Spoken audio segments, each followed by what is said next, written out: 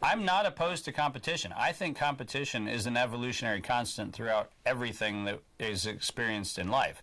I think there is an essence of competition, whether it's the tree competing with the lower canopy for light, whether it's, you know, the plant going for the heliotropic effect to make sure the flower gets exposure to the light, to get the pollen, to get the bees to come to it, whatever.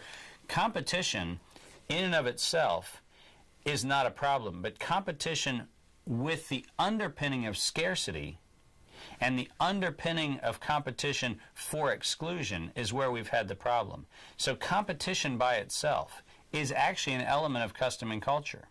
You're still going to have rugby teams on a Sunday afternoon who compete against each other. You're still going to have football teams going out and getting 100,000 soccer fans into a stadium and going crazy about who's Sao Paulo or Rio who's got the better soccer team. Those are still going to happen. Competition in a world where you're not focused on scarcity, in a world where you're not saying this is about the ability to make sure that you have oppressed something so that you benefit up the other side, competition is essentially part of living.